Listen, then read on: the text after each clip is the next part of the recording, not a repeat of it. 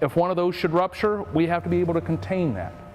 Well, with the way that this facility was designed, that we could take everything that you can see here within vision, and if it all ruptured at once, we would still have enough to keep it off of the street. Valley Distribution CEO Ken Reif makes his living storing hundreds of thousands of gallons of oil. He's never had a spill, but says he's ready. It was close to 8 rail cars that our containment will hold. Instead, he's got a plan. The EPA requires them for large oil storage facilities with above-ground tanks like Reif's.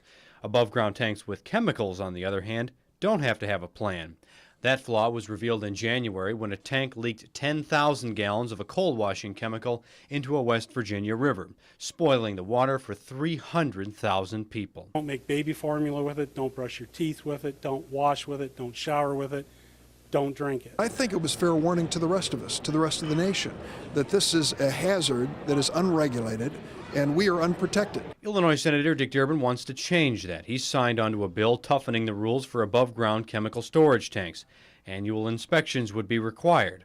Right now, Durbin says the states set the rules, and there are gaps. I think the regulation of the federal government should extend to all tank storage above ground and underground as well to protect the public. The Illinois Fire Marshal inspects tanks starting at 100 gallons, but it doesn't actually know where all the tanks are in the state. State rules created back in the 80s never required all tanks to get registered.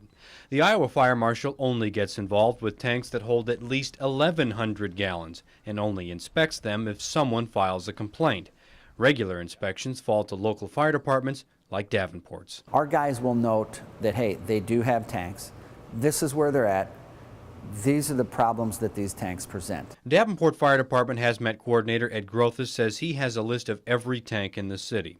Businesses across Davenport have enough above-ground storage for nearly 10 million gallons of oil and chemicals. Grothus's teams inspect them once a year. We look at the entire picture and want to make sure that that business is as fire safe as it can be. Valley Distribution's Reif says the existing oil storage rules are tough but fair. His spill plan passed EPA scrutiny when it was inspected 3 years ago. Every day, it's our name on the line. Whether the rules will change to include all above-ground chemical storage tanks remains to be seen. Mark Stevens, KWQC, TV6 News.